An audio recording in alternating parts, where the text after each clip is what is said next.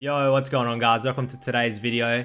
So over the last week or so, I've had a couple of videos out on the SMITE mid laners in solo queue and how you can abuse this early game strat to snowball the game. I did mention Bjergsen in one of those videos and how he's pretty much just been spamming SMITE mid laners over this last patch and just really having fun with it. And he's been having a lot of success with a couple of champions, but the champion that I'll be going over today is obviously Ekko SMITE mid. He's been having probably the most success with it. He's been popping off in pretty much every SMITE Ekko mid game he has. 11-1, 13-4, 2-6. Like some of these games, if you don't get ahead early, the strategy is pretty useless if you can't snowball the early lead and get a lot of resources. But today's gameplay will be a 17-3 Ekko gameplay. He popped off. It's really good to see how he played it. And I guess I really want to emphasize that this strategy can be abused early game because you have SMITE in the mid lane.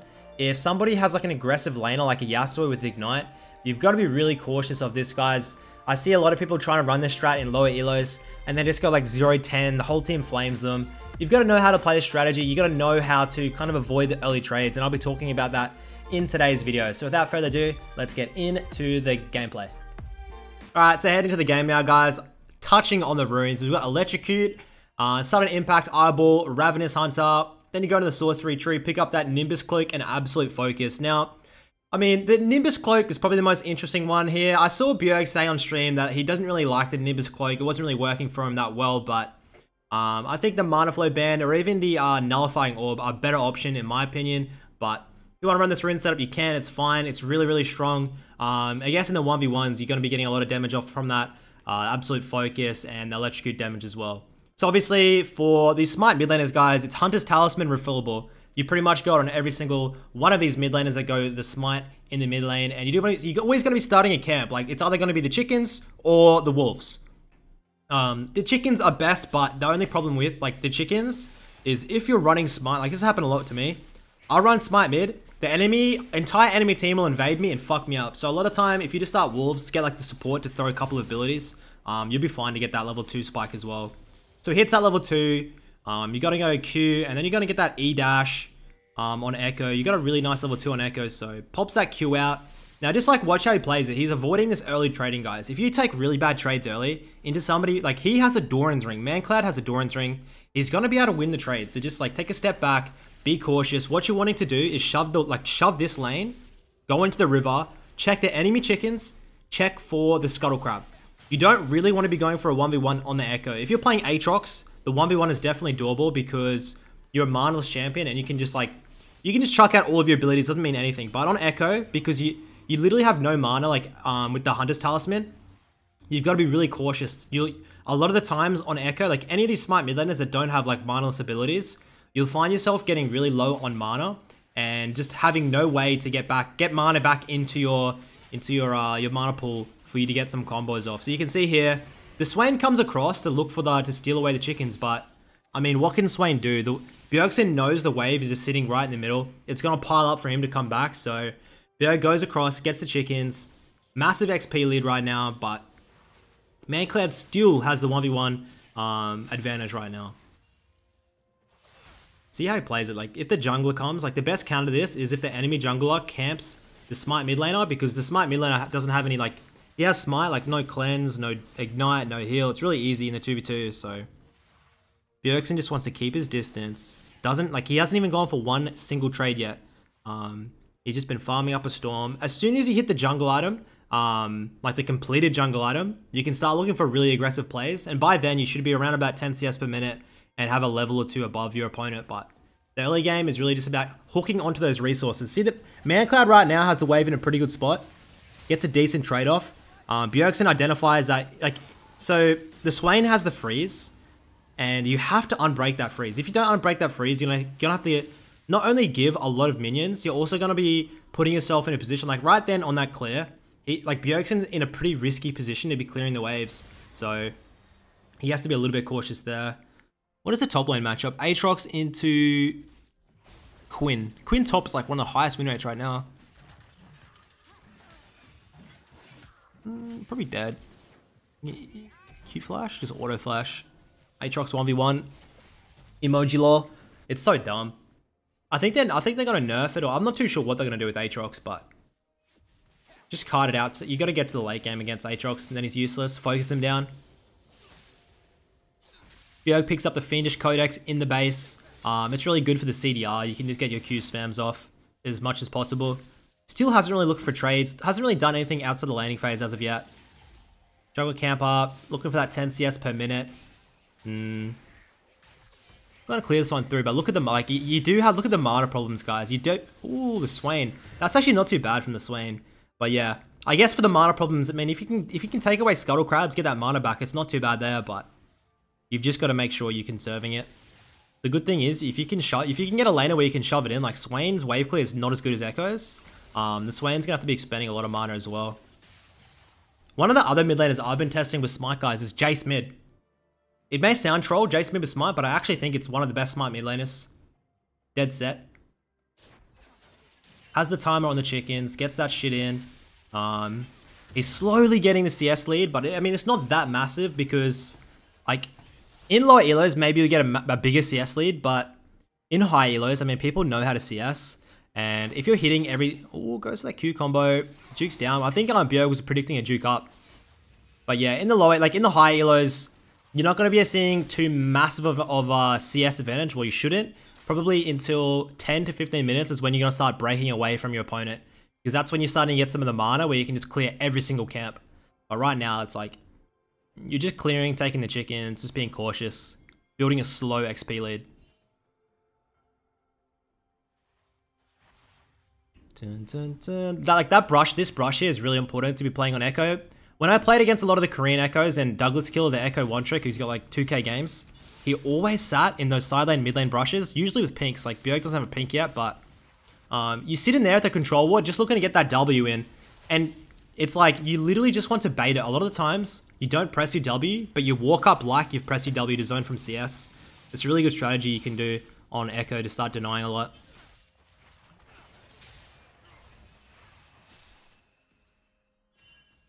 Swain looking for trades. Bjerg's just still farming. He's having a happy time. 10 CS per minute here at 6 minutes. You know you're on track for a really good game if you're hitting these CS numbers. Oh shit. Let's go to the red steal as well. I don't know how this is going to go down. He has the blast going to get, yeah. He decides to bail on it, but if he could have got that steal, it would have been huge for him. I think here he's like duo with Griggs, so the comms will be really, really helpful. He was actually probably one of the best solo queue junglers I played with on NA. He just seemed to have really good, like really smart pathing in my opinion. And I could just tell like he really knew how to play around a mid laner. I love a jungler who just knows how to play around a mid laner and just set them up with resources and set them up with like the pressure they need, the warding they need.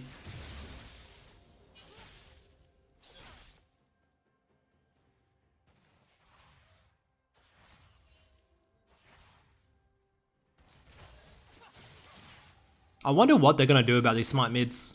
I don't know if they need. I mean, I don't know if they need to, but I think they might be nerfing Talon. I might saw a Talon nerf going through, but I think they're gonna nerf his actual damage numbers. I think if they just put like his W does like 50% damage less to jungle minions or something, that would probably be adequate. And same with Aatrox. If they did that, the whole smite mid lane problem wouldn't be an issue. The only problem is like you're gonna have much harder clears on Aatrox and Ekko and our Talon. Sorry, if you're playing it like, I mean, no one really plays that shit. I mean, Aatrox you can play in the jungle, I guess.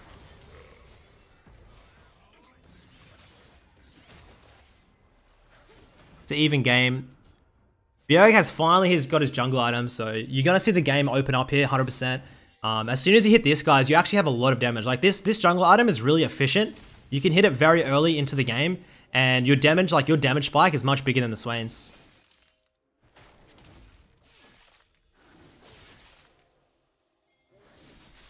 This Trundle has really good timings.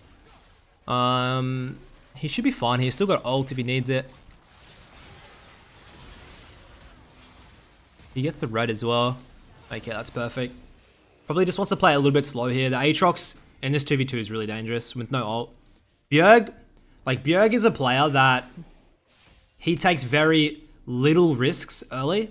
I think over the years, he's just become extremely smart in the mid lane to avoid games where he can't impact the game in the mid game. Like he always has really high consistency. A lot of the times, like even if he's 0-0-0, a lot of the times he'll come in the laning phase, he'll have XP leads. He's not going to like int and take risky 50-50 trades, and maybe he'll get ahead or maybe he'll lose it, but his playstyle is more like around consistency, and that's just stemmed from pro play, to be honest. It's the better playstyle in pro play. Like I saw Po Belzer do a recent comment about how like EU mids take very high risk plays that like test your mechanics and stuff like that, but at the end of the day, that kind of playstyle can't, like, you don't see it in Korean. You don't really see it in Korean games because that playstyle, if you get punished, you're done. The game's over. If you get too far behind, like a top tier mid laner, it's gonna be extremely hard. You're gonna get punished. You're gonna get dove, being punished. But like the EUS mid laners, like Caps, Perks, they play a very risky style, and they like to punish their opponent as much as they can. But Perks and Caps, if they get behind, they will int. It does happen. So Bjerg just making use of his roams, getting down on the bot side. Burns his flash for the Raka. Pretty free kill. At this point, you have the better shove. Like your shove, like you already had the better shove, but you can 1Q clear the wave. So on Echo, as soon as you hit your jungle item, you Q, auto all of the melee creeps, and that's a full clear. So you do that and roam, do that and roam. It's very nice. You don't need minion demon or anything like that because the AP item gives a lot early on. Didn't think he'd get the trundle there.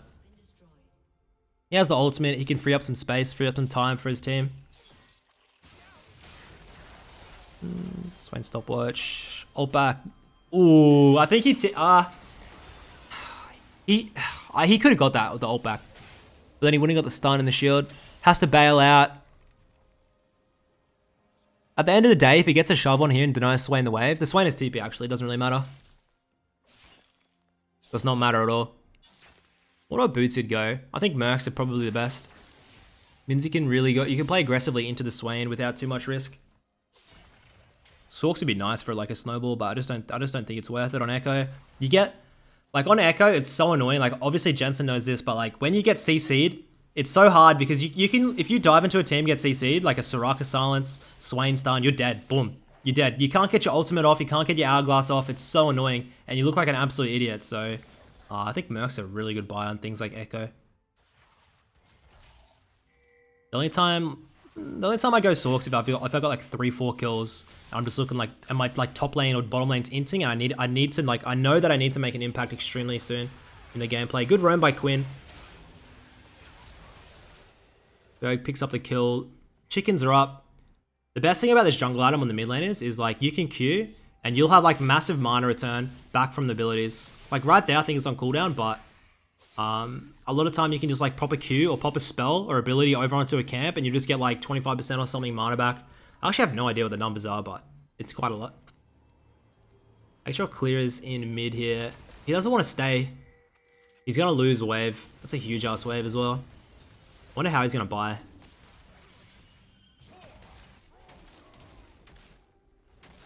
Holy fuck, that's a lot of gold. Straight up Proto Bolt buy. So I think his build path recently has been Runic Echoes, Proto, Lichbane. Then it's like situational. You can go like Void, you can go Death Cap, you can go Morello, Hourglass, Banshees. Like it's very situational after the core 3. But once you hit that core 3 in the mid game, you're extremely strong. You should be looking for 1v1s. You should just be looking to punish and take every single resource on the map.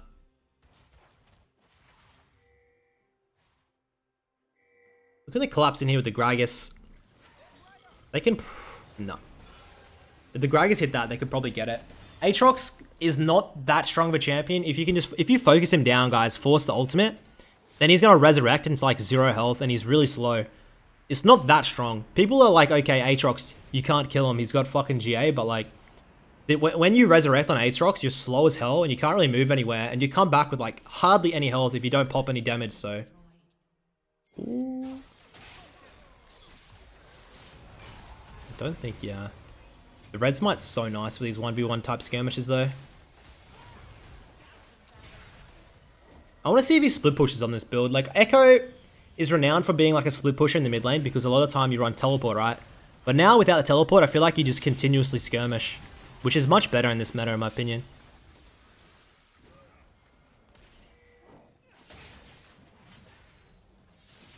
No ult. He can't really play too aggressive without the ult.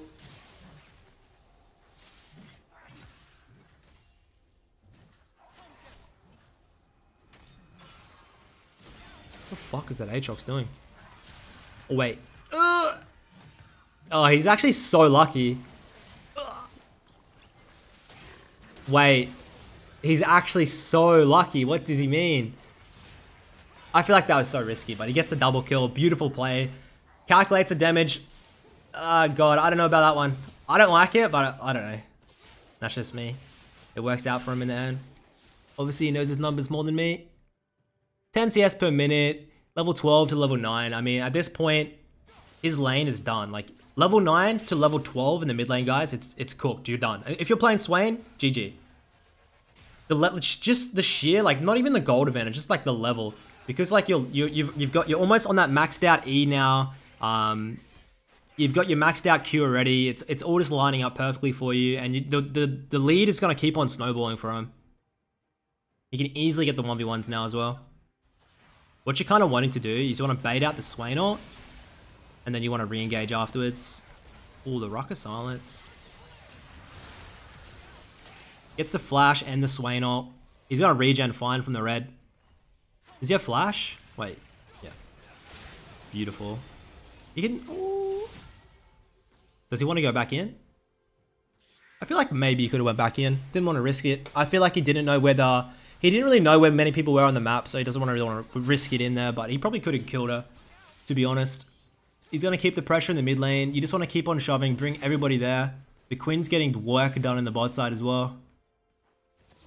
Classic. I don't really recognize many of these names. Some of them.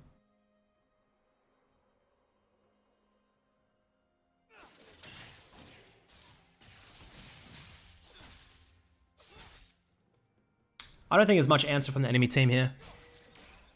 Because like this Ekko went once ahead, it's a pretty hard champion to shut down. It's like anything that has like an inbuilt survivability like a Zillion. Aatrox is kind of annoying. Anything that goes GA early. It's good for a snowball because even if you get the kill, or like you think you got the kill, you can ult out. Main Cloud's literally running it down. But yeah, I've also tried Diana, guys. I tried Diana with this strat. I've tried a couple of champions and a lot of them are pretty garbage. I didn't really like Diana at all. I felt like I'd rather like an Ignite or a teleport on Diana. I just didn't really see, I don't really find it necessary, to be honest. What else? Lissandra, the clear is pretty bad. You need teleport or Ignite Lissandra as well. It's more of a split push type champion, I feel, so I don't know. I feel like there's a couple of champions. I did try it on Syndra actually, and you can level 1 clear on Syndra and it felt really good. I hit 12 CS per minute just playing by myself. 12 CS per minute is pretty insane. It felt good, but also the only time I would run it is maybe if I'm playing into things like Xerath, if I'm playing into things like an Anivia maybe, where it's going to be more of a farm lane and I can just out-farm them, I can outpace them. But if I'm playing into like, if I'm Syndra playing into a Zed and I go Smite, I'm an absolute monkey. It's just so dumb. But yeah, so I think the Smite can be very situational to the game. It's definitely a strong strategy. Like, it's definitely a strong strategy though, because if it goes untouched, if you just have a free lane to free farm, you're going to be 2-3 levels above and it's done. Like, Bjerg's 4 levels above now.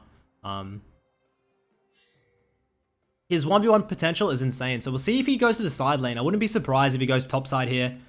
Shoves in mid, goes top side maybe, and just continuously harasses the Swain in a 1v1 to draw them out. Because he can 1v3. He can literally 1v3 at this point. So if he draws 3 top side, his team should be free to take like bot side inhibitor or something like that. Decides to commit mid with his bot lane though. Fiddle Yasuo. God damn it, that's a disgusting bot lane. Fiddle, I've been banning Fiddle. I hate that champion, man. Like, oh, the fear and the silence gives me AIDS. I can't play any of my champions because I'm just like CC'd for 12 minutes.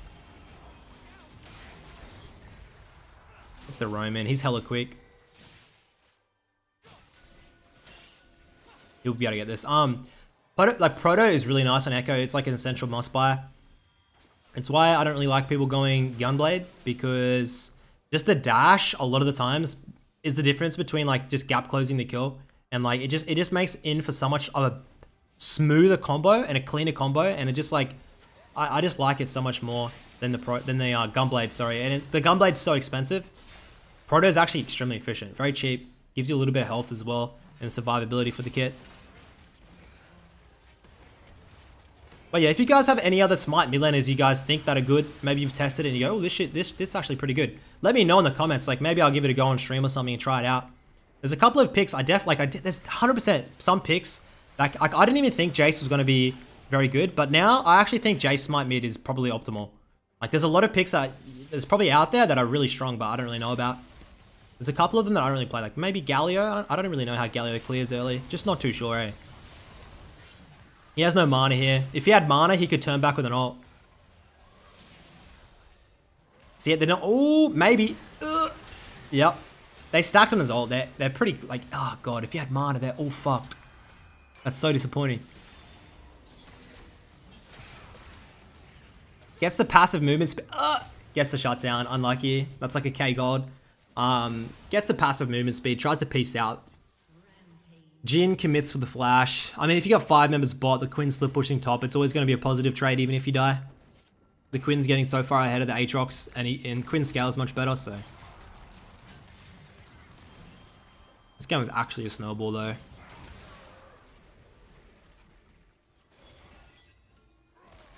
Well, 13. I've been seeing a lot of AP Gragas's as well, guys. AP Gragas jungle that goes like Shermfire was running the other day with me. He went Runic, Morello, Deathcap, and his clear was so good, and he just Q ult the AD carry, all the support, and they die. It looks like a pretty annoying pick. Like it just felt so annoying to verse. Like Grig here is going a little bit the tanky route. But if you're looking to snowball, oh he does, he goes Hourglass. If you're looking to snowball the Gragas because they recently buffed his AP ratios, I definitely recommend it. He could actually reappear as one of the top tier junglers. I'm not too sure yet. He seems good though. Just clearing all the jungle camps. He's had too many skirmishes to really keep up with 10 CS per minute. Like he'll get it back right now with the bot lane clear and maybe a camp or two, but I mean, if you do this strategy and you play it correctly without too many skirmishes and stuff like that, you can have 260, 270 farm at this point in the game at 21. You can easily cap over 10 CS per minute, and it's not too hard. It really is not too hard. Just make sure that you're trying to take away as many enemy jungle camps as you can, rather than taking your own. Like, if your jungler's pathing topside and rates are up, don't take the race. Don't be that much of a dick. Even I'm not that much of a dick to my jungler. I'll try and give it to him. But if he's really slow, maybe I will if he doesn't have boots or something. But yeah, just try and make sure that you're denying the enemy as much more than you're denying your own jungler. Do you know what I mean? I actually think Ekko into Aatrox is a good pick because do you see there? Like you have so many dashes and so much movement speed that he can't get you off him. Aatrox has like no, you can just like, you can move in and out of all his dashes and he has no way to answer. The only thing is his third Q, and even that you can dodge out onto the side. Ekko's so fun to play at this point. He's got his Lich Bane, got his Sork Shoes as well, so. If he goes. The flash. Good. Oh, the Swain got him, no way. I don't know about that one. I don't know about that one. A flash for a 1-for-1? That's a solo Q play right there. That's something like that Apto would never really go for because that kill there doesn't really result in anything. Like if that kill there resulted in a Baron or something like that, it's definitely worth it, but he ends up going 1-for-1 and blowing flash, which is a very important summoner. People blow their flashes in solo queue way too often, man. If you watch Dopa play, sometimes he won't flash in the entire game.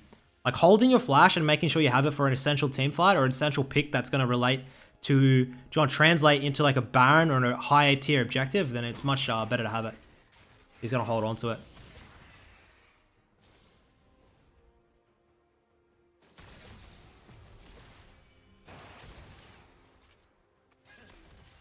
Gets that Void Staff out.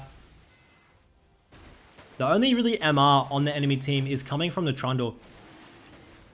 It's very interesting. I thought right there that a Morello would be a better buy because they have Swain, Trundle, Raka, and Aatrox. You get that Morello, you get that Grievous, but he decides he wants that Void Staff, gets the penetration. Like Void was actually nerfed recently, and I don't really like it that much of an item unless I really need it into like a couple of really high MR tanks that I need to shred down.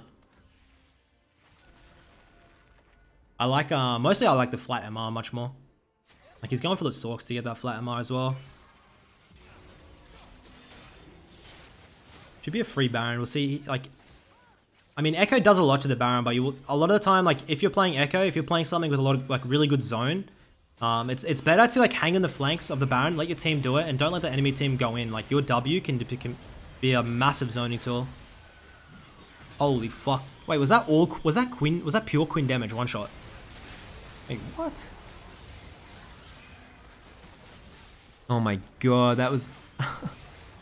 oh shit, that was the most interesting play I've ever seen.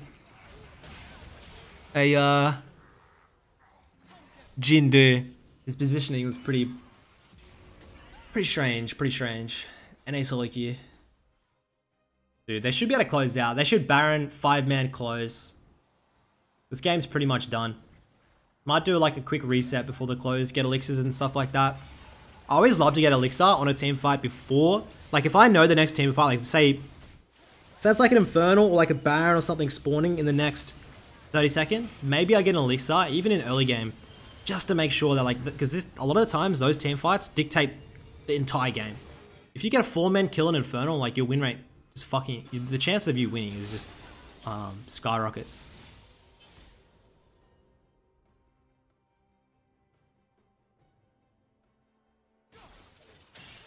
The one thing you gotta be careful though, because like you don't have the teleport, which is what you usually go in Ekko, you've got to make sure that you're not just off in a side lane splitting by yourself, not doing anything.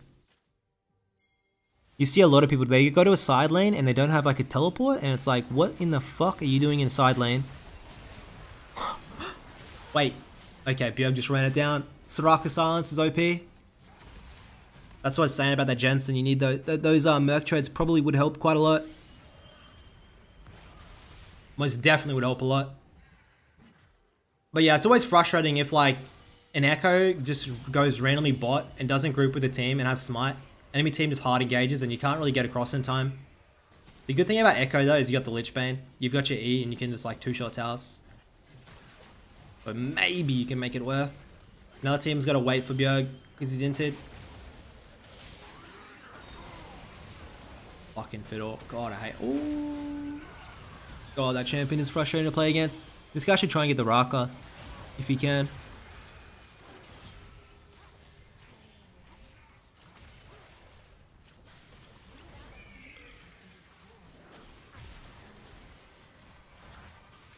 Swain feels so useless when behind. Holy shit, what is this build? Wait, Quinn actually does so much. I wouldn't mind giving Quinn mid a go. Because like the Quinn, like the win rate right now is so insane, and his damage numbers seem good. The build path also seems pretty good. It might be nice into a couple of picks. I'm just trying to think of like maybe into LeBlanc, Quinn into LeBlanc. I think I used to play that because when the LeBlanc W's, you use your E and you can like cancel the W. I think that was the was that the mechanic? I think it was. I can't really remember. But I used to play Quinn mid because like when in season 5 I played competitive, and that was when like Pawn was playing Quinn mid, so. A little bit different of a champion back then, though.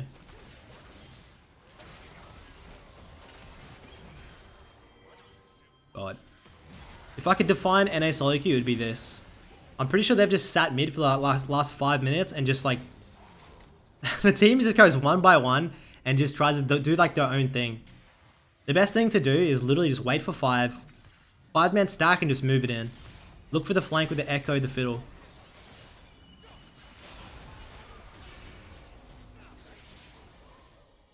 Fuck, he does a lot.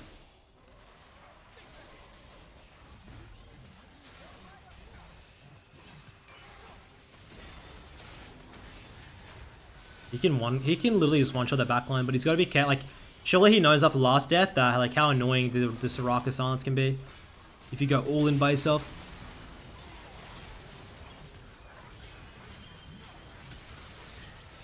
Beautiful. So yeah, guys, I mean, this game's a pretty snowbally game, but it's good to see how he played the Ekko, how he played the early game. It's pretty important to have a look at really like how he plays the Ekko mid, how he trades early, how he pass, how he takes camps. So hopefully you have enjoyed the video. I'm posting video content daily, so if you like the video, guys, make sure to hit that like button and subscribe.